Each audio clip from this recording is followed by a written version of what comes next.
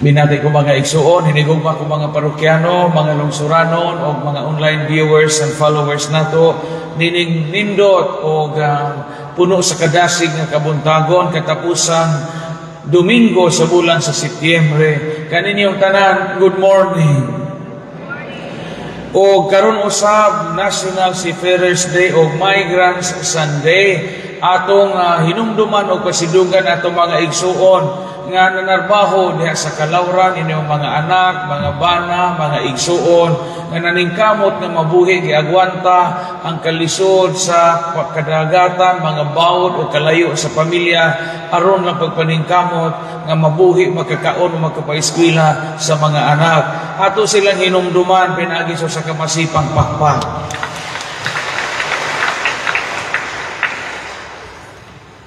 Ang Ebanghelyo karon naghatag nato og usa ka buhi nga pagpahinumdom sa daghang mga butang apan usa ka mahinungdanon nga kahimtang, duha ka mga managlahi nga kahimtang nga mahitabo og makita nato sa kinabuhi.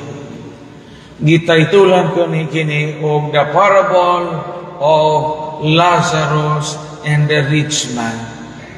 Ang sambingay sa usa ka dato o sa usa ka kabos nga si Lazaro.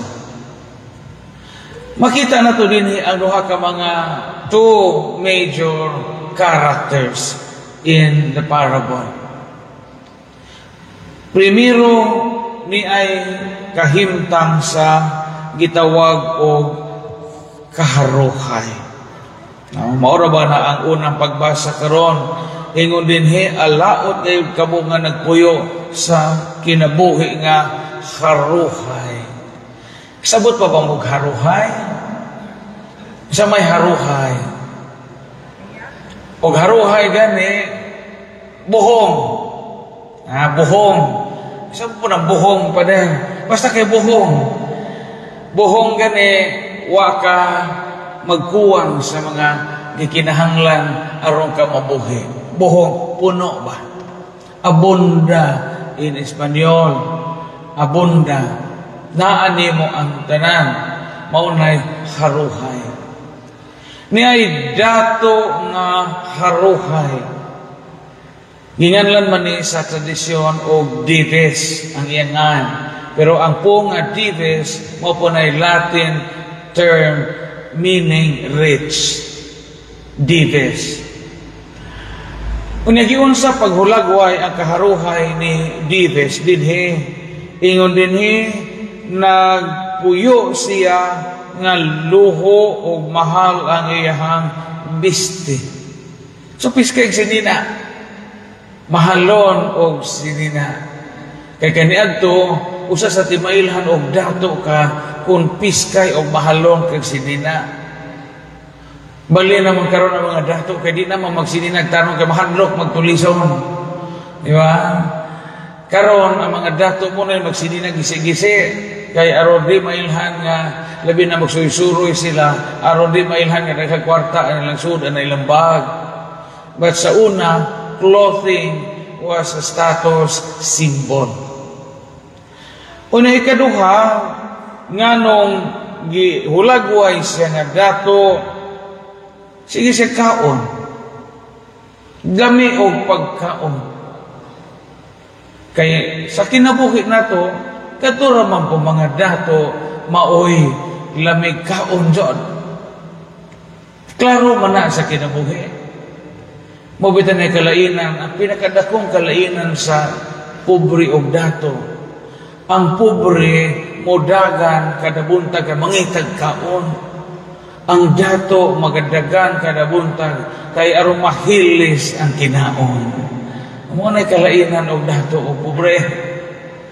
Kay ang dato sige man nag-jogging kay aron mahilis ang kolesterol, mahilis ang sugar. Ang pobre po gadagandagan ko na og pangitag asay pakals, asay patay, asay 40, asay tapos, asay reunion aron makapangijawat. Luhoy ko po mga kabos kay kanunay lang ta manghijawat.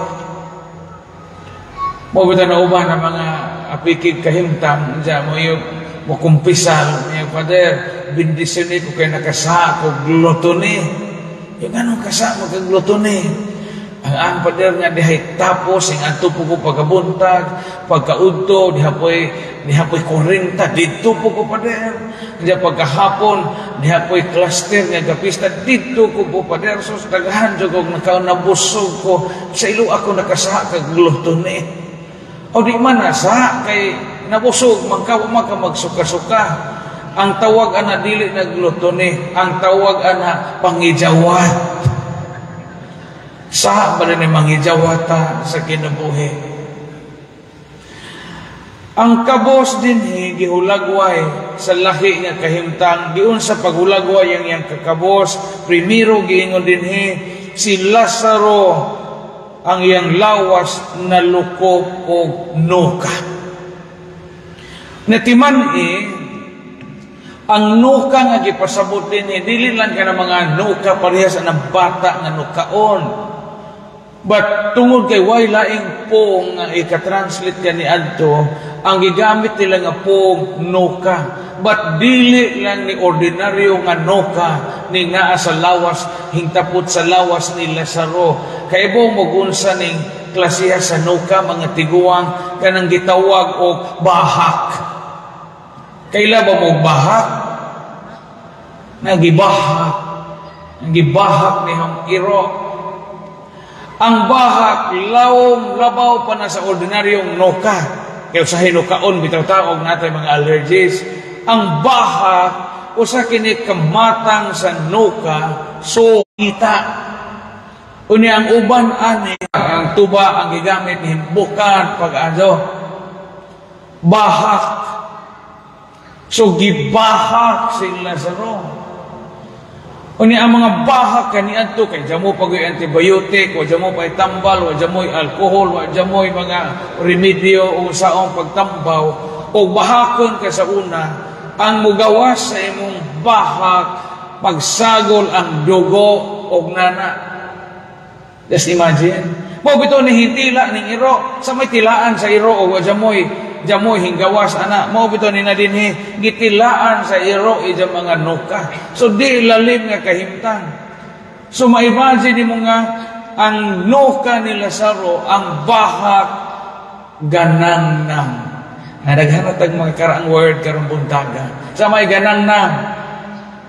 gaagas ganangnang mura bitaw og kanang gasagol ng dugo og nana mo'y gaagasa bahak ni Lazaro na mao to'y gitilapan sa mga iro ikaduhang hulagway sa pagkamagkaluluoy ni Lazaro gawas nga gibahak si Lazaro gakaon pa jud siya sa mga bumho nga mga tagak gikan sa lamesa sa dato pero ang mumho nga gipasabot ani dili nang mumho anang atong mga lilungag nga kanon nga mais o humay pila ra ba nang usa ka buok mumho bisag manok di magani mabusog usa ka buok mumho ang mumho nga gipasabot ani katong hinalibi sa pan sa mga Hudiyo ang mga Hudiyo kaniadtong ilang pan ka ila mo empanada no mo kurma anang empanada na bitaw nay gurod-gurod anang kilid ang ilang pan kaniadto di man jamo man sila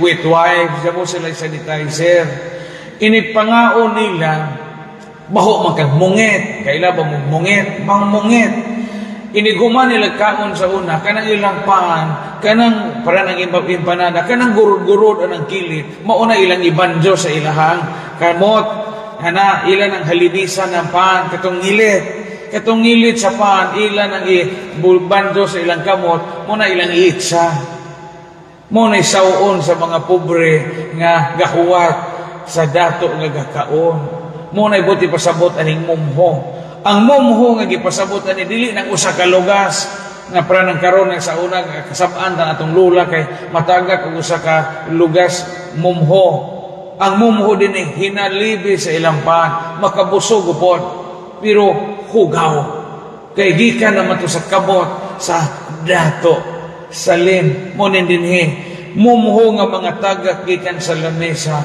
sa dato luoy karon Sa dato. Ngano nga pag tunga-tunga sa istorya, na imperno ang dato. Kabantay mo, na imperno ang dato.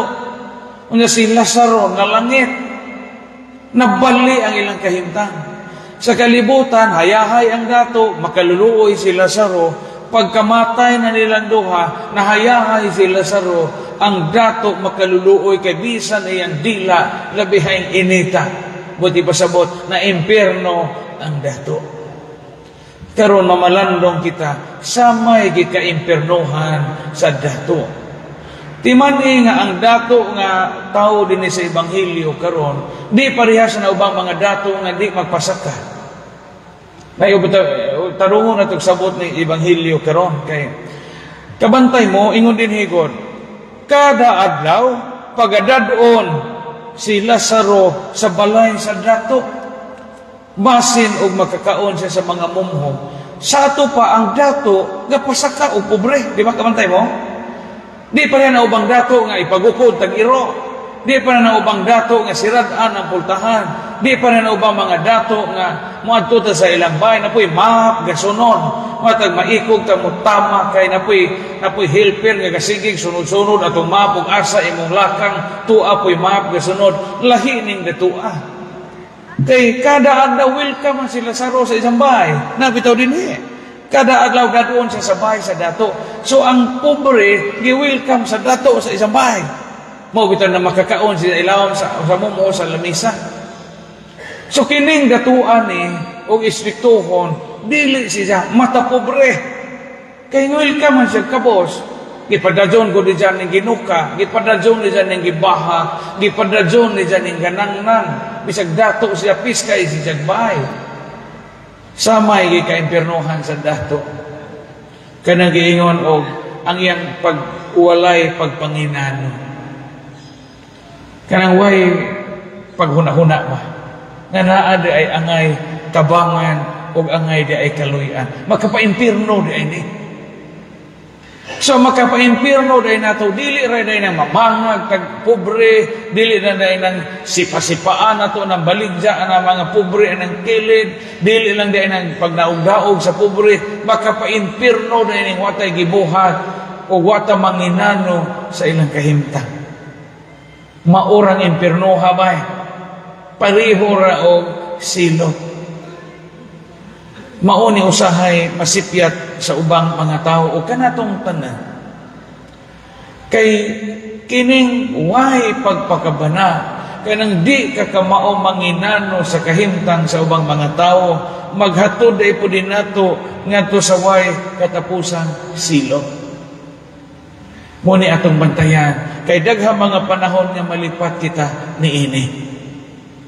Ug mamalandong kita sa Ebanghelyo karon, sa na magsigig pabusog, sa na magsigig og panugab unya katong atong silingan o atong igsuon, atong pagumangkon, wa jamoy suod ng tiyan ing hanggab na laghangin, sagol, langaw.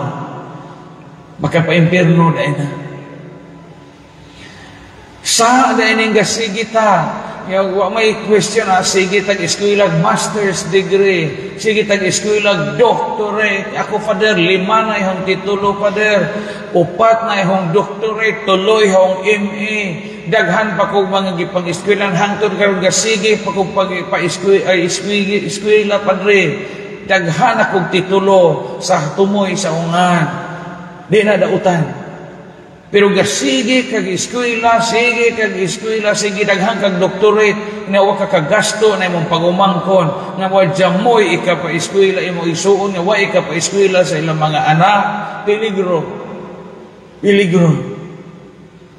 peligro og unom kabuk imong degree unsa jamo kay pagumangkon nga na pa eskwela. Kay ikaw ra untay tubig-tubigan sa imuhang pamilya. Kinandi ta ka mao maghuna-huna. Daghang mga taong ingon ana. Bisan gud sa ato mga cluster.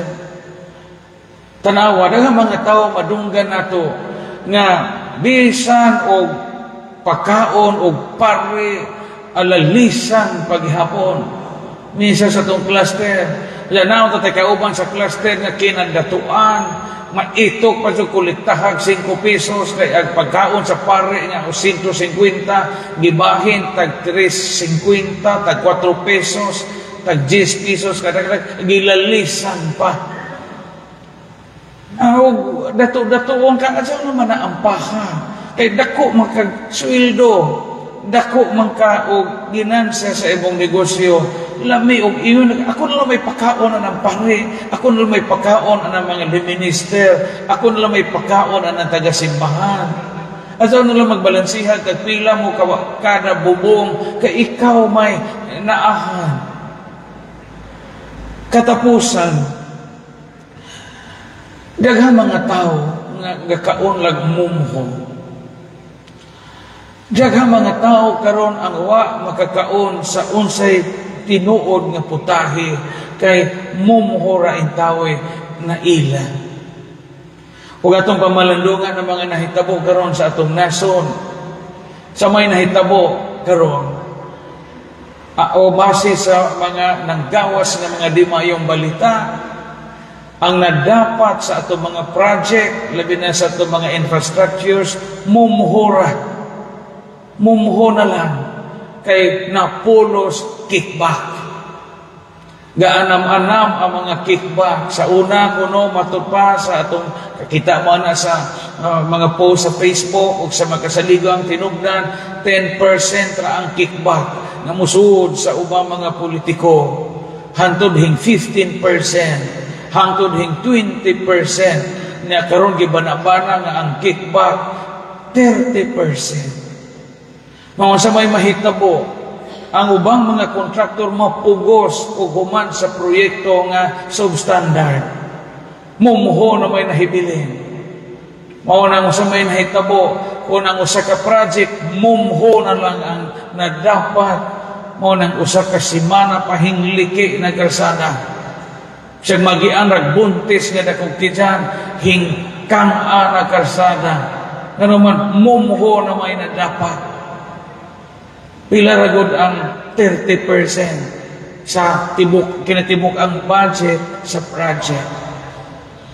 Muna kita karon og di mautro ning sistema sa atong nasod, moabot ang panahon nga mumuho na lamay ato. Kaya tinuod nga mga bahandi, tinuod nga mga pagkaon, tuar sa pipila ka mga igsuon ra po nato mga Pilipino, mga Katoliko pasod, nga mo'y nakapahimos sa binilyon o daghang mga putahe nga ilaha nga gipahimos lang. Just imagine, tulo ka buok, mangaon, maabot og 700,000 ang mabayran. Nakita galisod, ganitag palit o isda, tanawa ng atong mapalit kara kinsa ba nato maayo pagabutang ani puro man ta kasagaran aning kamot. Malipay na ganita karon makapalit og tulingan nga dili dubo. Kay unsa may atong ma-afford karon kasagaran mga isda na intawon nga mga baratuhon tuod sa kamahal sa paliton. Ako maubitan ng karon bisag na pare ko di ko mukaon ko maangay mga isdang mahalong kay wa ko maanad. Sa may kasagaran tigkaon mo sa una amag-amag kana bahong itim bitaw ini ko ana to nakilawon bitaw na lami mo pug kilawon na muong na isdang muong ato nga kinmotahag naong murag ngana atong naong nga ini suod sa plato murag wak-wak bitaw nga padung manukko nginas nanay sa unag makaon paguninay bautong katong naong di madrawing pero tanawa naghangkarong nangaon tulo ra ka buok 700,000 ang gibayran. Sayang atong Pilipinas kung ang atong mga katawhan kanunay ra gakaog mumho samtang ang uban gakaon og mga crispy pata og mga mahalong pagkaon mga bulawan nga makutsara og tinidor gikan ra pod sa atong buhis. Naara ba na isang putanan sa laing kinabuhi. Hinaut nga magkapamalandong kita sa Ebanghelyo karon. Amen.